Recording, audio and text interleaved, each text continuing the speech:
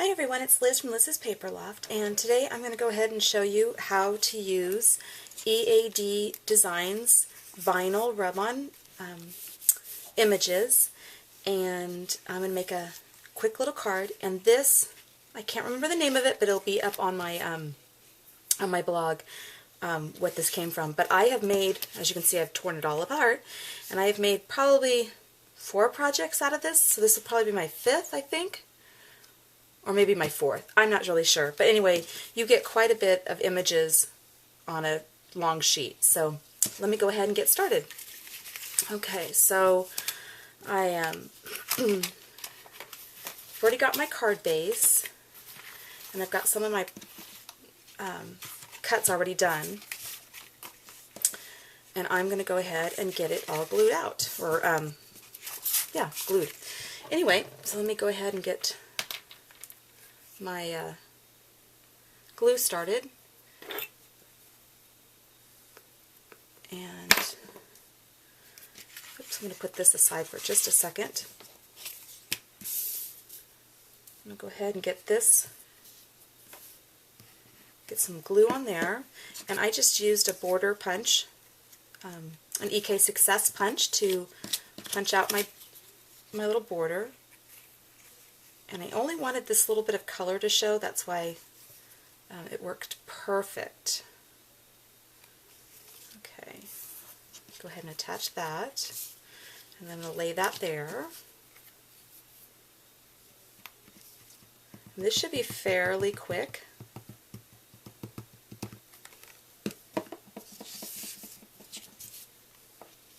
Okay. Yeah. Okay, so I got that there, and I'm going to go ahead and attach, or not attach, but while that's setting up, I'll set that out of the way, I'm going to use the rub-ons. And what I like to do first is I like to burnish it onto the top, and then you peel that part off, maybe. You peel, find a little part where it starts. Okay, there we go. And then you go ahead and you peel that. And the reason why you burnish this is so it adheres to the transfer tape. Okay, and then I'm going to go ahead and toss that. And what I'm going to do is I'm going to cut out my image, so I'm going to go ahead and just rub this onto my background paper. And sorry, I have glue on my hand. And then you take your little burnishing tool, whatever you choose. I like this. It's a little chiseler. I use it for everything, to take off stickers that I don't like, or you can get pictures out of the old albums, magnetic albums. You know how they kind of get stuck on there? You can use this to chisel it out. So anyway, you just rub that off, and then you just peel it off. Isn't that cool? Look at that. It looks so cool. Whoops. I can see. Now see what happened right there? I didn't burnish it enough. So that's okay. Just go back and you do a little bit more. And there you go. I just think that looks so cool. And these rub-ons come in a ton of different colors. So not just black. I tend to always use black. But anyway, you don't have to. Now I'm just going to go ahead and cut this out around, leaving a little bit of a border just because that's the style of drawing it is.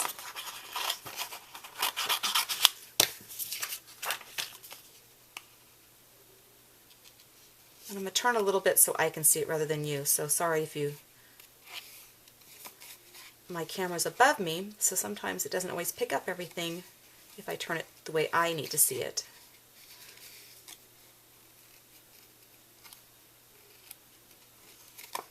And I'm trying to do this fairly quickly, but I also want to make sure it looks cute.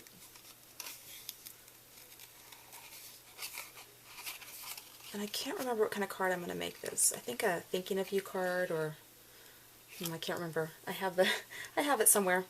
Excuse me. I was going to put the sentiment on the outs or inside of my card. sometimes I think with all the decorations and all of that, sometimes I think it's nice just to have the decor on the outside and a little sentiment on the inside.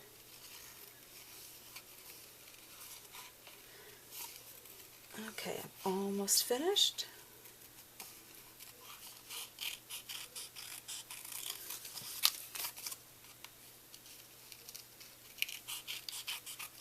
Let's see. There we go. Now, even though I used black, I still have it where I can use it on any color. Okay, so now what I'm going to do, oops, I don't need that yet. I'm going to take another rub-on, and this is part of the set, and I'm going to go ahead and burnish this. Oops.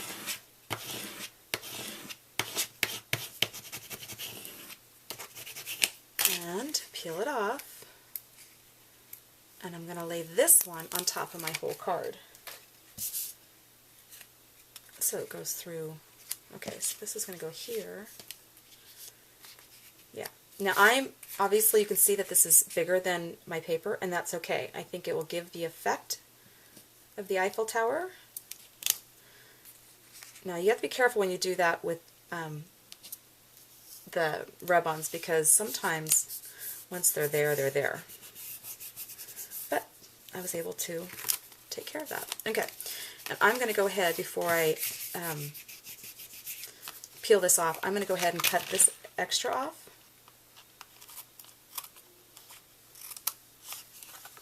Because I don't need that.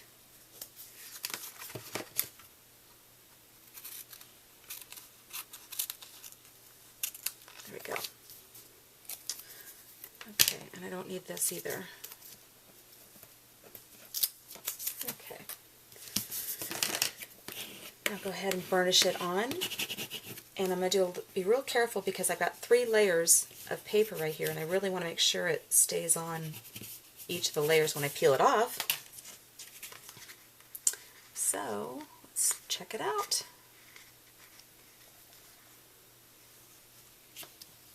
Oh, I love it. Okay, now I kind of want to be really careful when I go right here. And sometimes you have to go at an angle. It makes it a little easier to, especially when there's little lines. Okay, now see that one right there? It's going to be fine. It's just it's a little thin line. You want to make sure that it really gets in those little grooves.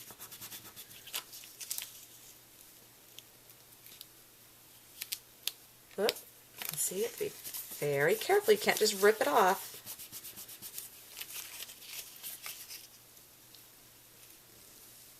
Easy peasy. That's kind of cool just like that. I don't even know if I need the other stuff. Oh well.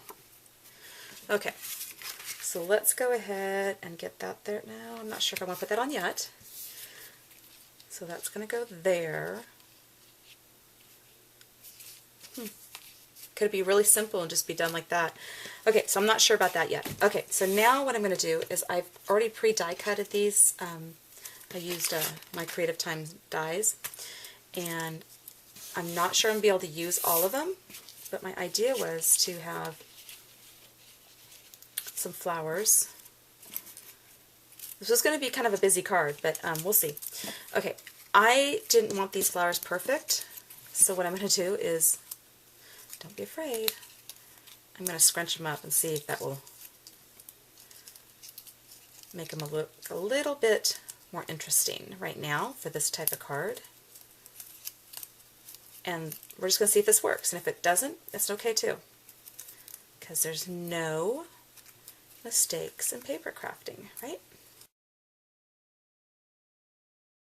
Okay, and I think I'm going to use a little bit of hemp yellow in the centers for my flowers. Now, do I want the rose little bow on top or underneath? I think I want the bow on top. So that means when I did it, because I want it on top, I started from the top, threading it through. And then just tie a little bow on top of it.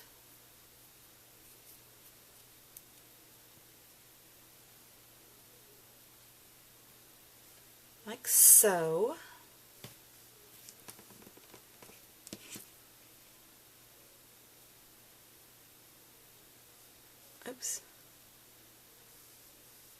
Okay. Oops, those are dull scissors. They did not want to cut. Okay. So that's going there. Alright, now I'm going to tie a bow with my seam binding ribbon, and this seam binding ribbon, it doesn't come this way, it comes smooth, and I just soaked it in water and then scrunched it up really tight, like this, really, really tight, and then use my heat gun to set it. And then now I kind of want it to be a little bit smooth, but not so smooth. And I think I'm just going to loop it around a couple times. Okay. I think that's what I'm going to do. Just loop it around a couple times, like so, and cut it. But as I did it, I think I wanted a bigger bow. There we go.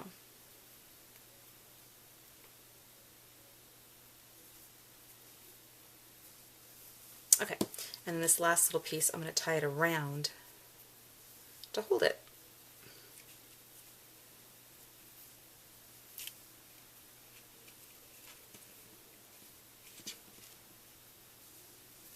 Like so. And then I'm going to smooth this out just a little bit.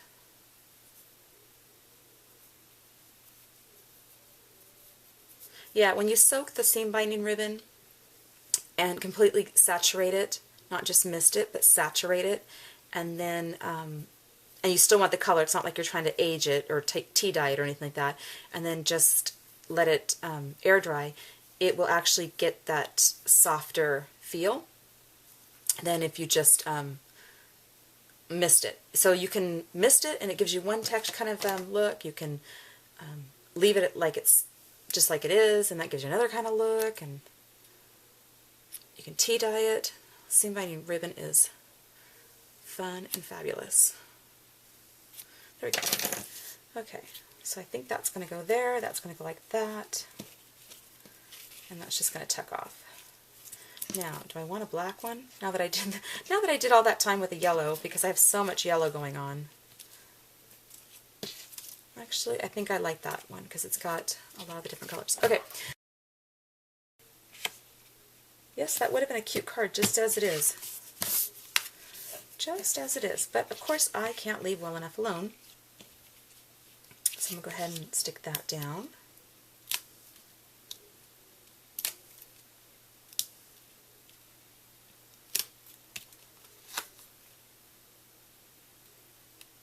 And I think I want that hanging off just a tad.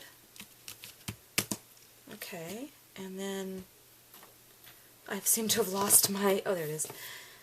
Okay, and I also punched out with my Martha Stewart branch punch.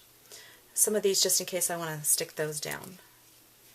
So I think I'm going to put that there. And use a little zip dry to hold it. Actually, I think I'm going to use a glue dot. And I think I am going to stick some of those in there. So let me go ahead and get my zip dry started again. And I'm just going to add a little bit and slide them in.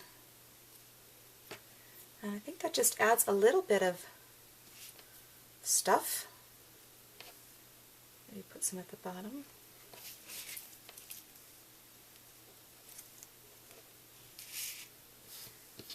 Yeah, liking that. Okay, I cut these different directions, so I want to make sure I do them different directions.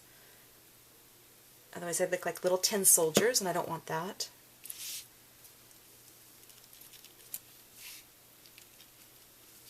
There we go. I think I'm going to go ahead and use Have a Great Day. And this is just a sticker. Oops.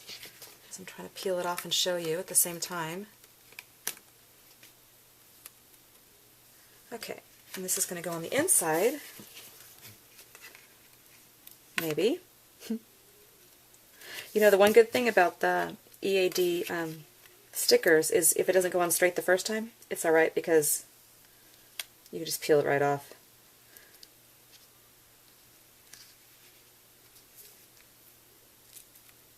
Okay, what happened to this? My have a great day went the wrong... Oh, there it goes.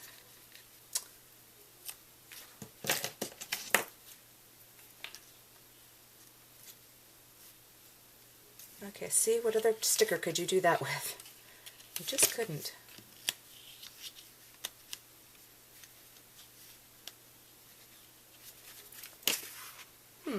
What happened here? Oh, I feel like I'm all thumbs today.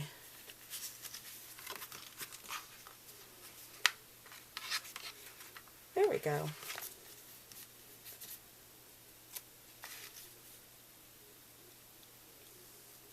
Let me see. I have to turn it my way so I can see it instead of you.